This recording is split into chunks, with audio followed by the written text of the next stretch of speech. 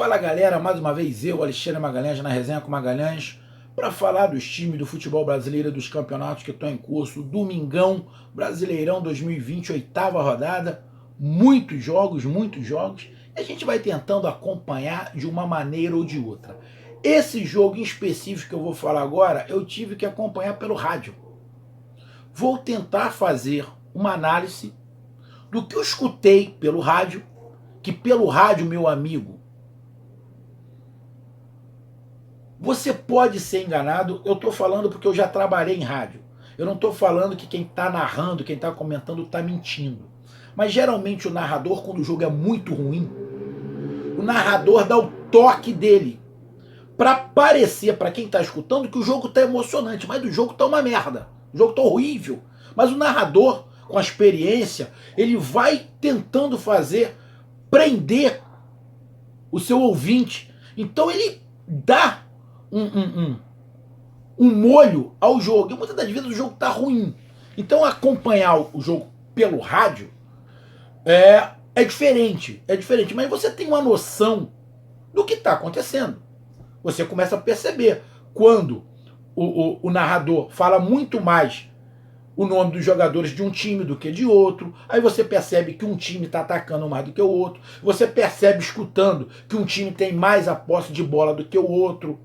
Na hora, o chute a gols, defesas, perigo de gol, você também consegue ter essa noção e você vai tentando visualizar, fazendo a visualização na sua mente, escutando.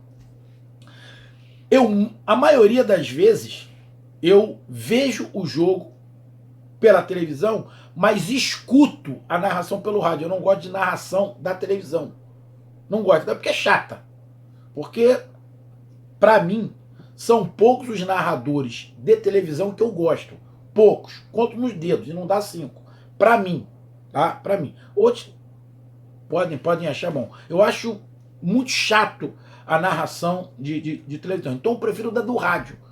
Que muitas das vezes bate o que o rádio está falando com a TV. Mas eu não vi pela TV, eu vi só pelo rádio. Qual é o jogo que eu estou falando? Eu estou falando do jogo do Atlético Paranaense com o Vasco. Na verdade, Vasco e Atlético Paranaense aqui no Rio de Janeiro. Até a TV Vasco só mostrou o áudio.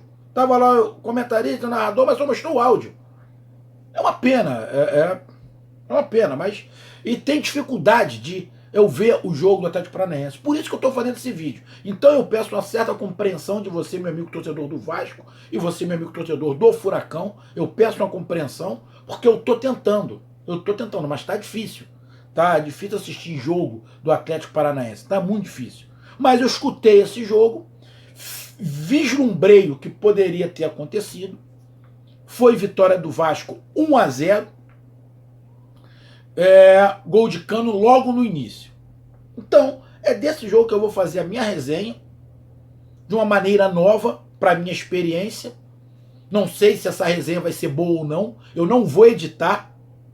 Se for uma merda, vocês falam. Se eu estiver completamente fora da realidade do que foi o jogo, vocês falam também, eu vou aceitar, porque eu não vi o jogo. Tá? Eu escutei.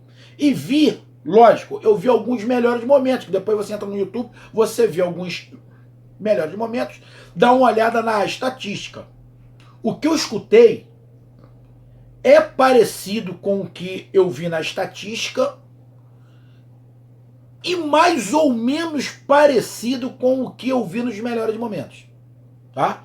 Mas é muito difícil você fazer uma análise não vendo o jogo, porque tem posicionamento de jogadores, tem situações, então a gente vai fazer uma coisa bem superficial. Então eu peço a você, meu amigo torcedor do Vasco da Gama, que está lá em cima na tabela, não é mais, meu amigo torcedor vascaíno, não é mais surpresa o Vasco estar na parte de cima da tabela. Eu disse aqui, algumas rodadas atrás, que para mim, e acredito que para todo mundo, era surpresa a posição do Vasco no Campeonato Brasileiro. Eu falei, e não volto atrás, era surpresa. Acredito que até os torcedores do Vasco era surpresa, pelo Campeonato Carioca que o vascaíno fez. Era surpresa. Hoje, na 8ª rodada, eu já digo, agora não é mais surpresa. O Vasco é um time com identidade. Vai ser campeão? Vou manter minha opinião. Não acredito. Porque vai faltar elenco. Falta elenco, falta peças. Algumas vezes a forma como o Vasco joga, não acredito que permita chegar ao título. Ah, mas o Corinthians foi campeão assim. É diferente. É diferente. É diferente. E o campeonato era diferente também. Ah, era de pontos corridos. Era. Mas a situação do Corinthians naquele momento era diferente. O Corinthians disparou na pontuação. Fez uma pontuação monstro. Só que no segundo turno, só para lembrar, o Corinthians fez uma das piores campanhas. Só não perdeu o título porque fez muito ponto no primeiro tempo, no primeiro turno. E não é isso que está acontecendo com o Vasco. O Vasco não está disparando, o Vasco está mantendo. O Vasco está mantendo. Mas o torcedor do Vasco está muito feliz. Está muito feliz. Vai ter altos e baixos? Vai. Mas o Vasco é um time que já jogou para lado qualquer desconfiança de rebaixamento para briga direta com esse nível que o Vasco está para uma vaga na Libertadores. A vaga na Libertadores... Ah, mas é só a 8ª rodada. Mas a vaga na Libertadores pro Vasco é realidade, sim. Como o rebaixamento hoje pro Atlético Paranaense é realidade, sim. Porque a fase do Furacão é horrorosa. Apesar de hoje, no jogo que eu escutei,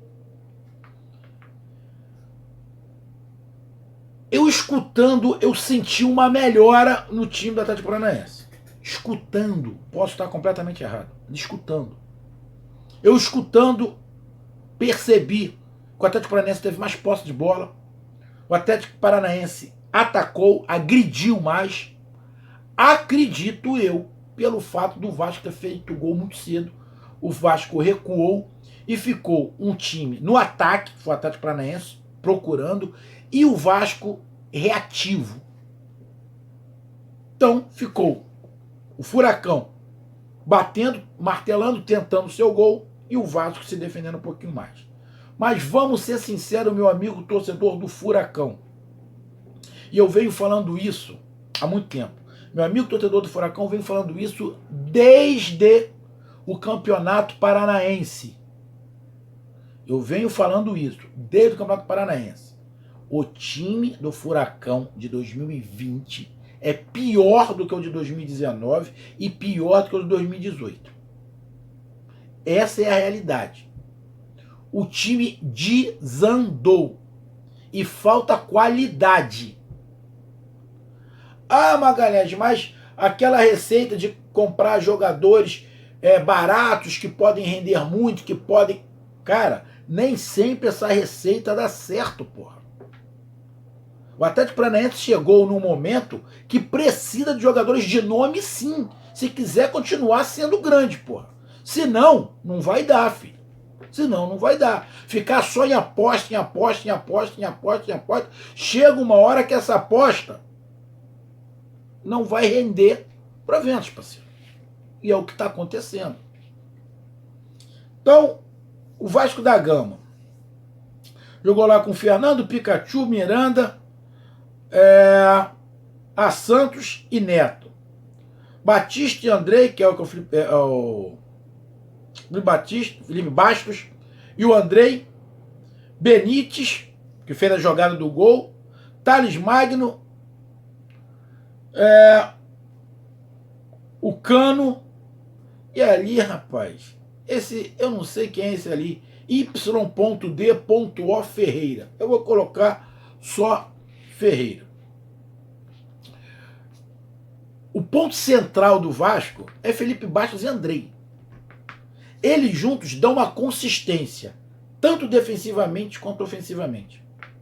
Os dois. A jogada saiu logo no início, com o Benítez e o Cano. E o Cano fez o gol no início, depois o Vasco recuou. E eu, escutando pelo rádio, eu vi muito falar dos jogadores do Atlético Paranaense. Então a noção que eu tinha é que o Atlético Paranaense estava comandando o jogo, estava propondo o jogo, e o Vasco mais reativo. Jogou ali com Santos, Eric, Lucas Halter, Pedro Henrique e o Márcio Azevedo. Richard,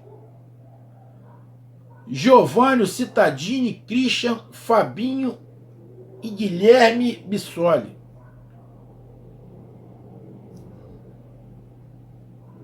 Meu amigo torcedor do Atlético Paranaense. Vamos lá. Santos, goleiro de seleção. Richard, Christian, Cittadini. Mudou um pouco já o meio de campo do que era, né? Eu falei, com esse meio de campo aí, vocês não vão conseguir nada. Que tava o Wellington, Cittadini, tinha mais um que agora nem me lembro.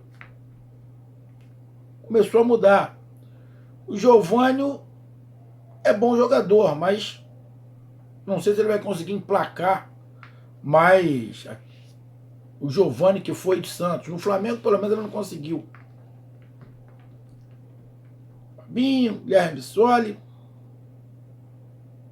É um time que pode dar certo, mas não para 2020. É um time futuro. Aí eu vou dar uma olhada aqui no banco. Lúcio, Kelvin, Ravanelli, Wagner, Felipe Aguilar, Pedrinho, com o garoto, Canezinho, Bruno Leite, Andrei, Carlos Eduardo. Meu Deus do céu. Leonardo Gomes, Léo Gomes. Cara,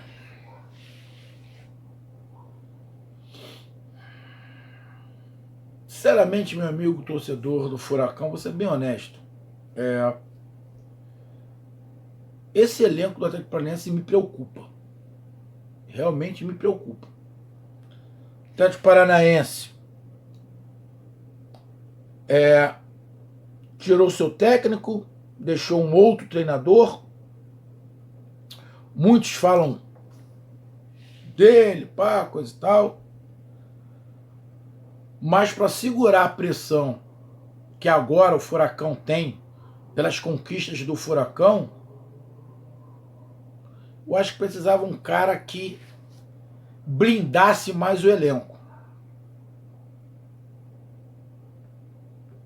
Jogo foi o Furacão, como eu disse, atacando mais, justamente por causa do gol muito cedo do Vasco. O Vasco continua na sua pegada. É um time que não chuta muito ao gol.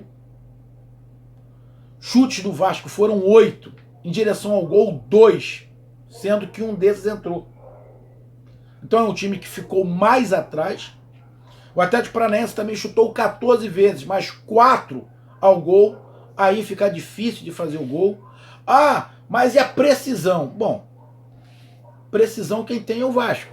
Porque 2 chutes em direção ao gol e um entrou, 50%. O Atlético Paranaense não teve precisão. Posse de bola, quase 70% do Atlético Paranaense foi o que eu imaginei, o que eu estava escutando pelo rádio, maior posse de bola, praticamente um ataque contra a defesa e o Vasco tentando sair no contra-ataque. Nos melhores momentos eu vi alguns contra-ataques do Vasco. Teve o gol do Ribamar. Cara, o Ribamar, rapaz, o Ribamar tem que ser estudado. Um dia ele é besta e o outro ele é bestial, parceiro. Ele fez um golaço que foi anulado. Bem anulado porque foi falta. Bem anulado que foi falta. Mas fez um golaço, cara. Mas, continuo dizendo, o Ribamar não é jogador pro Vasco. Tá? Passes. Porra.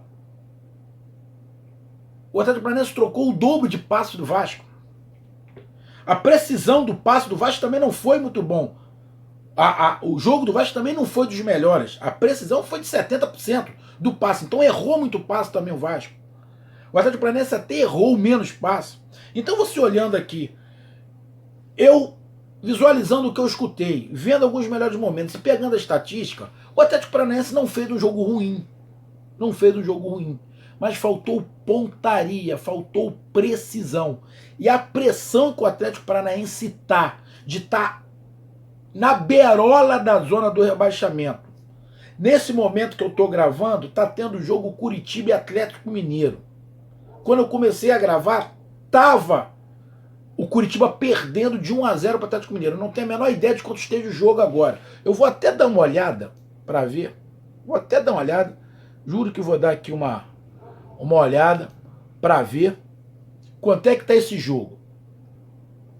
Que dê uma olhada aqui. Neste momento está no segundo tempo do jogo e o Curitiba está perdendo para o Atlético Mineiro de 1-0. O torcedor do Furacão tem que torcer para isso. Para o seu arquirrival perder. Porque se seu arquirrival ganha, vai complicar o Atlético Paranaense. Por quê? Se minha internet aqui abrir, que tá uma porcaria essa internet, tá ruim a dar com pau. Então, e já deu algo errado, já vi que não vai abrir isso aqui, queria ver a classificação, mas infelizmente está dando algo errado. Só dá coisa errada, rapaz. É uma festa essa minha internet. Mas o que eu sei é o seguinte, galera, que... Rapaz... que classificação. Entrou. Olha aqui. O Curitiba está com 7 pontos. Se o Curitiba empatar, o Atlético Paranaense entra na zona do rebaixamento. Alguém imaginava isso? Não. Ninguém imaginava. Eu não imaginava o Atlético Paranaense brigando pelo título, mas não na zona de rebaixamento. E já estamos na 8ª rodada. Tá faltando 30. Tá diminuindo. Tem que se fazer alguma coisa. E o Vasco da Gama tá livre, leve, solto, lá em cima, melhor carioca. Tá lá em 4º lugar, com o mesmo número de pontos do seu arquirrival Flamengo, mas está em 4º lugar porque o saldo de gols do Vasco é melhor. Parabéns ao Vasco. Pelo que eu escutei, não fez um grande jogo, mas fez o jogo à lá Vasco da Gama. E a torcida tá amando. Tá amando. E o Atlético Paranaense continua sua saga aí de últimos 5 jogos, 4 derrotas e 1 empate. Tá feia a coisa. Um abraço.